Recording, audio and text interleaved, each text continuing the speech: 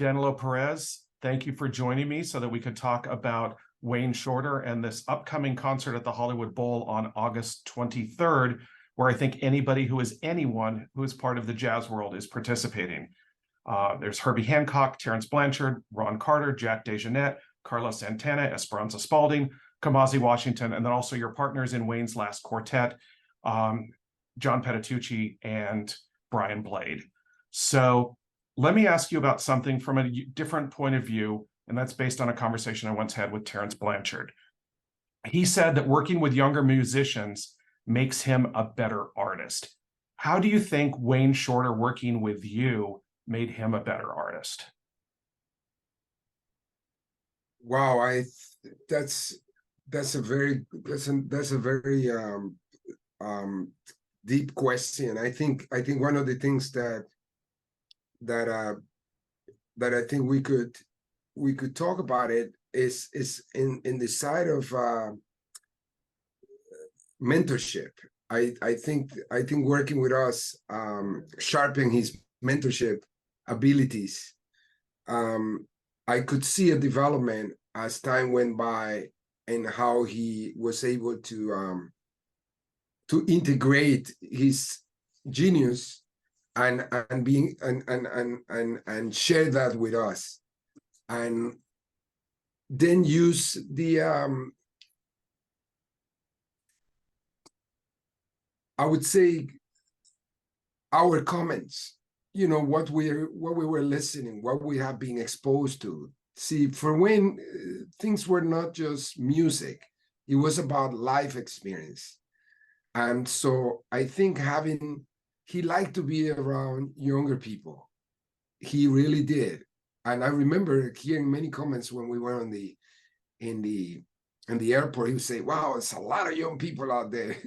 And he would be excited. I think anything to do with new ideas, with things that he might find interesting to explore, even the stuff that we call things like mistakes, he wouldn't use those words. So I would say what we brought to the table was that childlike quality to that. He was excited about it, and the ability to be able to interpret what he had in his mind and come back with our own ideas about it. I think that's something that we contributed to the quartet, and also the understanding.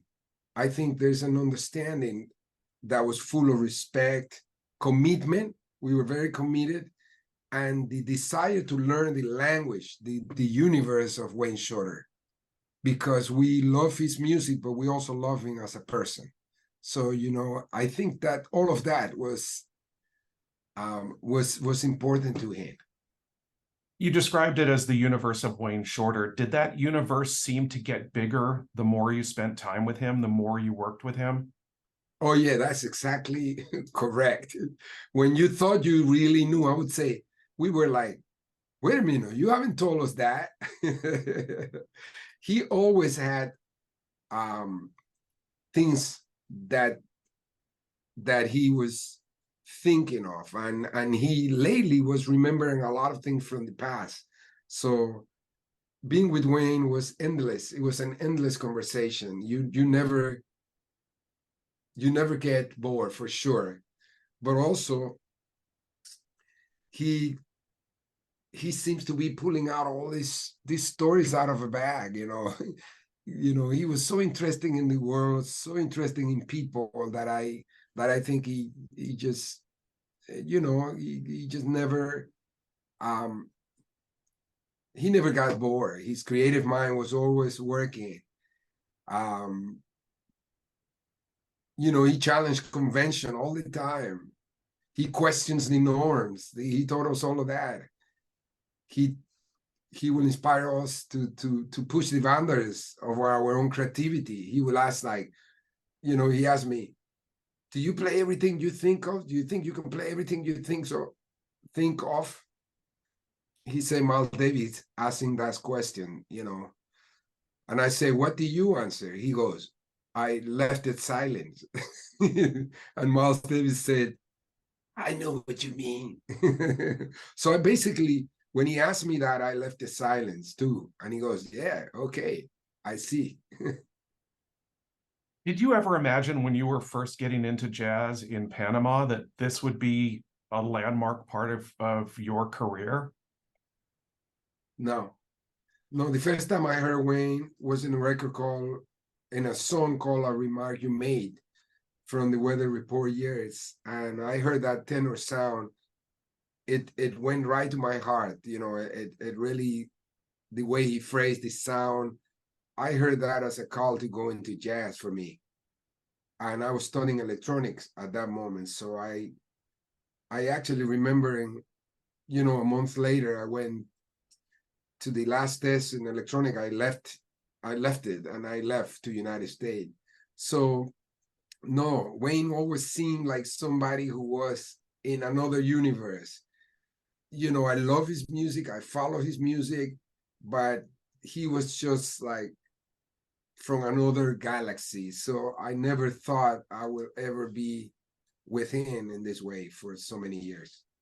So what was that moment like the first time you actually played with him? Wow, the beginning was just, you just so memorable, you know, because there was a part that in the recording that had an open van, and he stopped the recording and he said that was sort of like my audition. This was for the record Alegria. And he said, Danilo, can you put some water in those chords? And I said, wait a minute, water. I went to the conservatory. By that time I've studied at Berkeley also. I had a private teacher, and nobody ever told me about water chords. So I tried, but it didn't come through, obviously. So when I went to the hotel, I looked at the TV. I was really puzzled about that question about the water chords, and I saw a soap commercial, and I think it was Dove commercial or something like that. And I got the idea from the fifth I heard, from the sounds of fifth. So I started writing some voicings. And the next day he called the same song. So I played those voicings and he stopped the recording. He said, yeah, yeah. He said, Danilo, but the water has to be completely clean. So I changed to another voicings because I've written like 5 of them. And then he liked the other one. So I knew right there, wow, this is going to be a trip. And then the first sound check we had, I said, Maestro, do you have the set list? Do you know what song we're going to play? He had all this music that he brought. And he looked at me and said, Danilo, you can't rehearse the unknown. So that was it. That was the early introduction, Wayne 101. Right. Now you spent, more than 2 decades with Wayne Shorter. You're obviously an important part of his legacy as being part of this final quartet. Do you feel motivated to keep his legacy alive? And if so, how do you want to do that? What is the best way you think you can do that?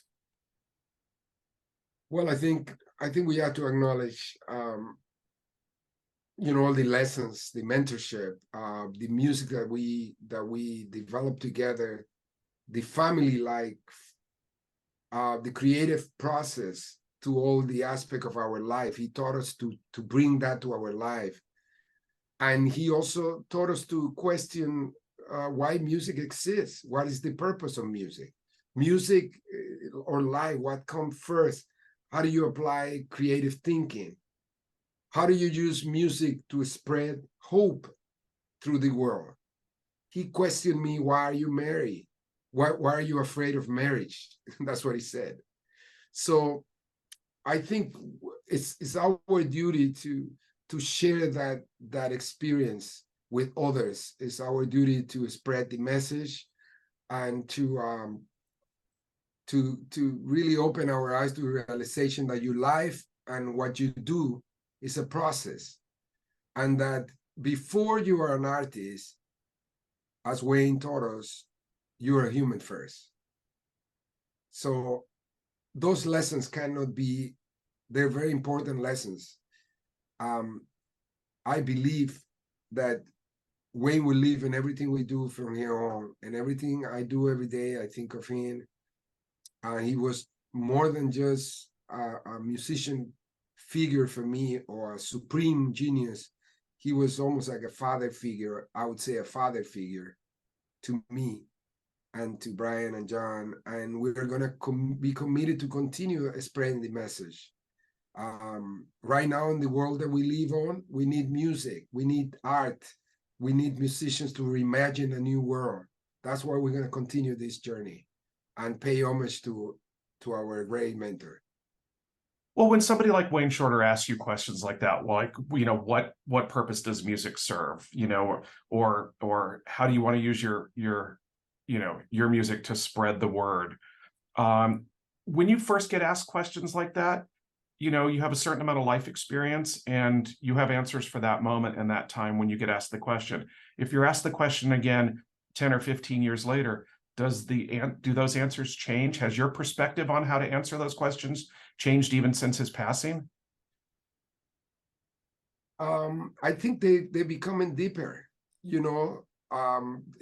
just becoming more clear. A lot of the lessons and teachings that we have and the experiences we have with him, they are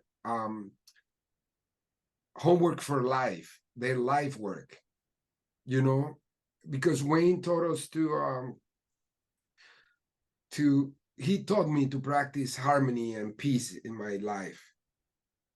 He showed me the path of acceptance, I would say, and what he would say, I would say, the incredible, difficult art of transforming poison into medicine.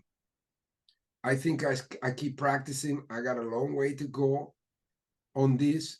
You're never gonna master that, but you're gonna try.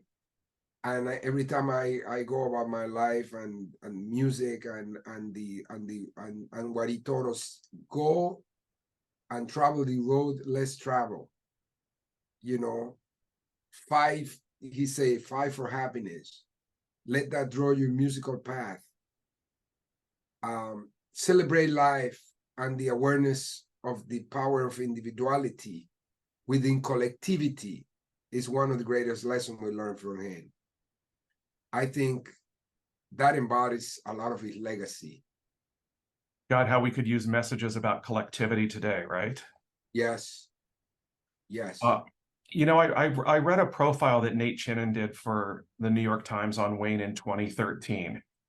And he called you and John and Brian a superlative quartet with, quote, a band of spellbinding intuition that has had, quote, an incalculable influence on the practice of jazz in the 21st century. That's the outsider view, looking and listening to the work that the four of you were doing. What was your perspective as one quarter of that quartet that made this combination of talents so incredible? Life story, I think chemistry, I think backgrounds, I think diversity, I think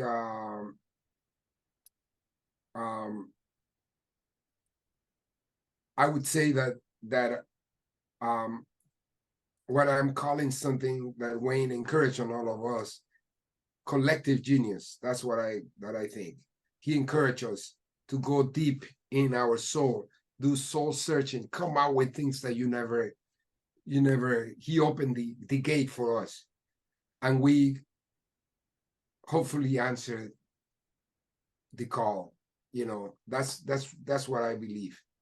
He opened the gate for the three of us. He helped us open our heart and explore together places, have fun, be children again. I think that was the key. Is there fear? Is there trepidation when you get told that kind of advice? Before you've turned that into practice? Oh yeah, it's a lot of, a lot of people think fearless is the absence of fear.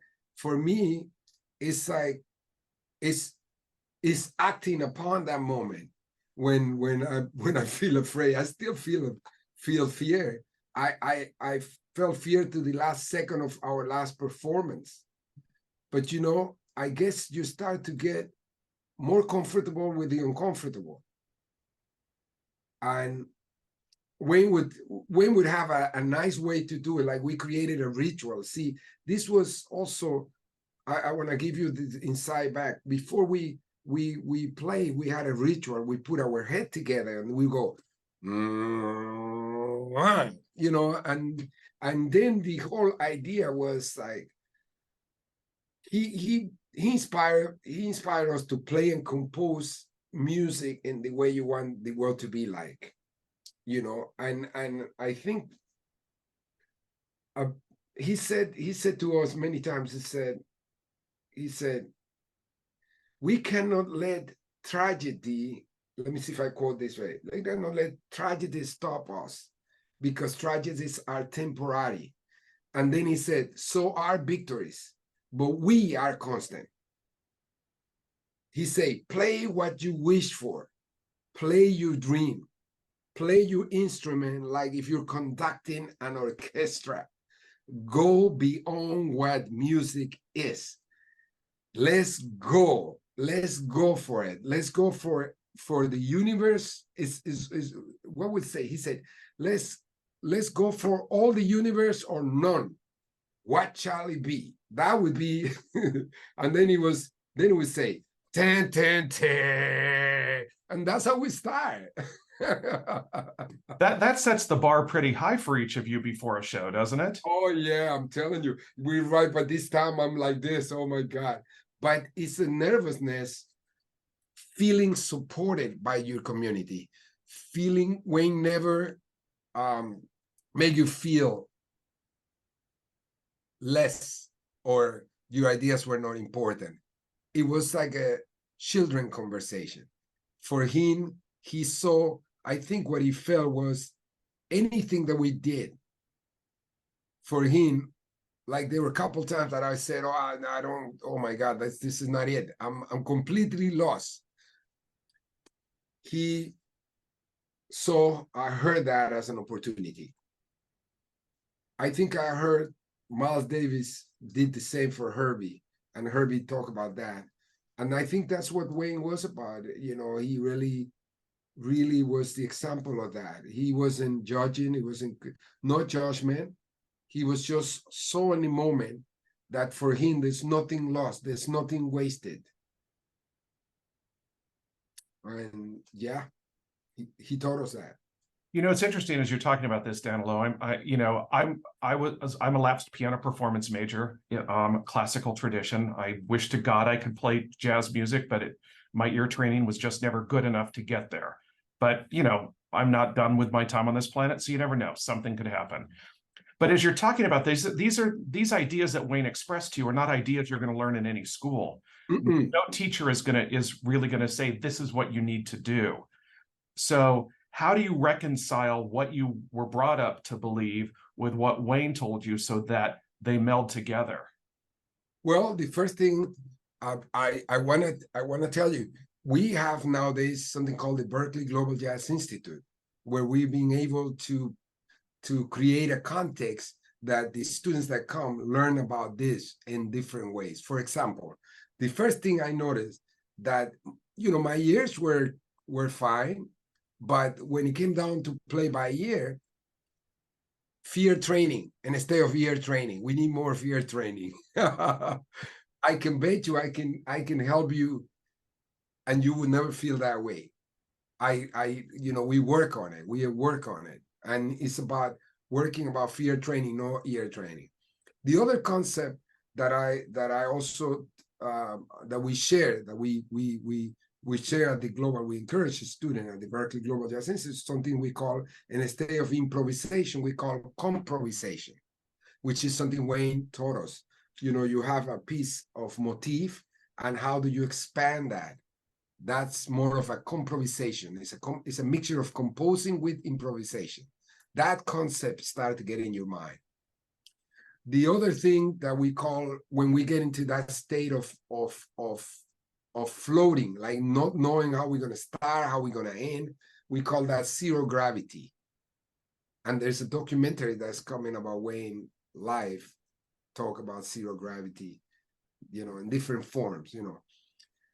The last thing I want to tell you is like, in terms of like collective improvisation and how we can use, how can we connect our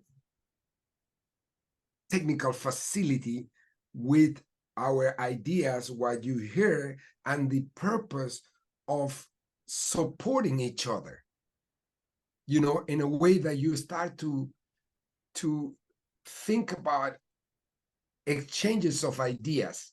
You're not thinking about solo, you're thinking about cadenzas, you're thinking about exploration together. And it's when you say there's not such a thing as interruptions. We got a dialogue with each other. So you encourage us to throw ideas all the time, to be alert, to pick up if any moment could be a window to open a vamp, to open a groove, to open a theme. You know, we have all these concepts at the Berklee Global Jazz Institute based on our experience with the Wayne Shorter Quartet, that we are actually sharing all those insights. Well, as you're talking about cadenzas and ideas and sharing, I just go, I'm used to Beethoven's ideas. He told me what to do. Yeah, but you know, for example, the one thing is, for example, take two intervals, for example. You know what I mean? Take two intervals, and you hear in your mind da da da da da da da da da da, but you're gonna use that rhythm, and now you're gonna change the notes. You're gonna use other notes. Da da da dum, da da da dum, da da da dum, da da da dum, da da da dum, and explore that for half of the day. You know what I mean? Then do it backward. Da da da dee, da da da dee, da da da dee, da da da dee. Then augmentate the rhythms. Da dee da dee da dee. And you're gonna start to feel, wow, I'm seeing something through the lenses of the great Beethoven. See, what we have to believe in ourselves, that we can also see things through this amazing window that somebody, this is what Wayne taught us. You know, like when somebody gives you a word, how do you use that word around? How do you make it your own? And that's the training that comes in. For example, in my case, I will hear Wayne say, and I'm like, wait a minute, I don't know what he's saying. I don't know. You know, and instead of practicing with the scales and all of that I used to do, I started practicing with comics, Tom and Jerry. I had a very good time of that practice. So I would put Tom and Jerry music, and it would be, and then, you know, I took the soundtrack away, and I will practice with comics. The next time I came on the bandstand and I played, Wayne turned around and said, comics, that's it. He could see everything. He could see everything you were thinking. When my first daughter was born, I was writing a piece based on a fifth and a motif of fifth, you know, the water sound. And he could hear it. He said, oh, Daniela, good, Daniela, yeah. He could hear I was thinking about Daniela. He was very, very sensitive. He was very, he could capture the what you were thinking. It was amazing. That's incredible. I also feel like I should get your Venmo account and pay you for that lesson.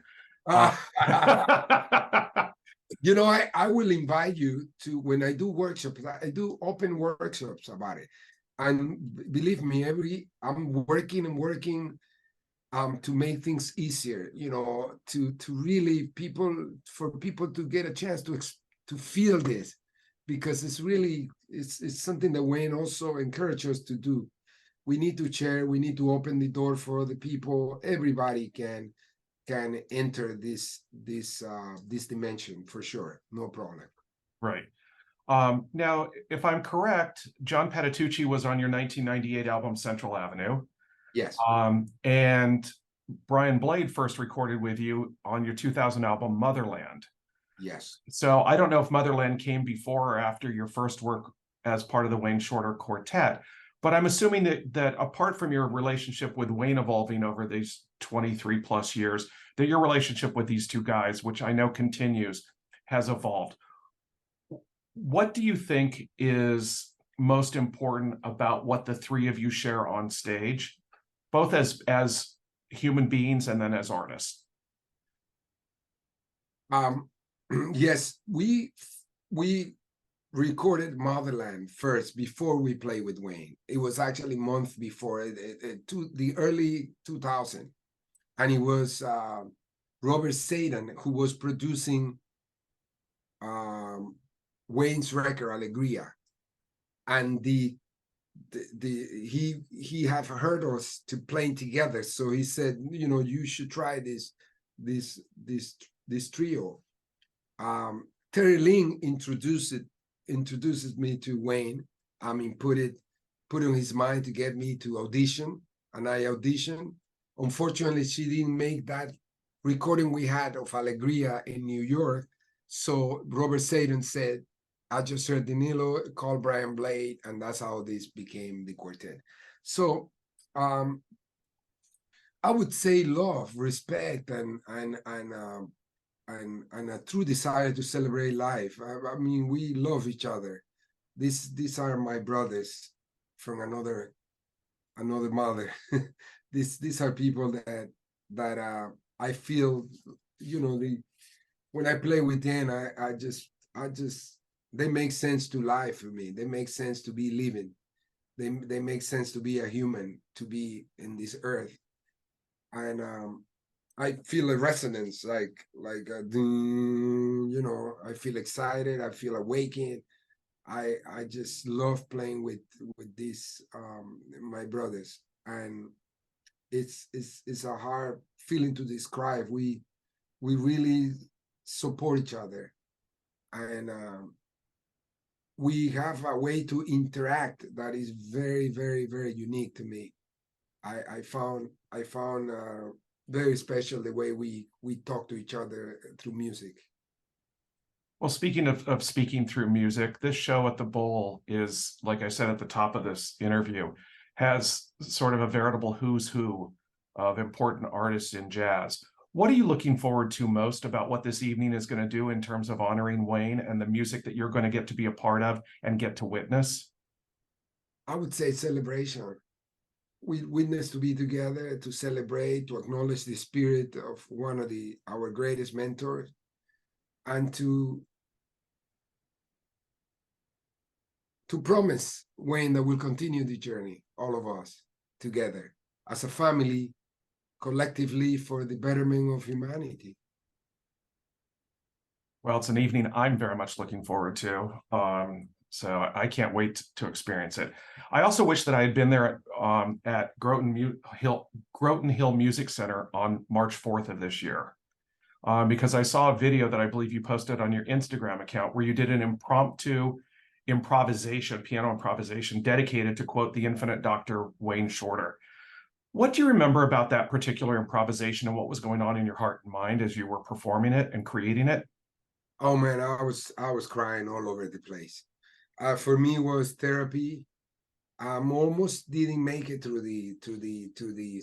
You know, I started embarking in a piece of him called Diana,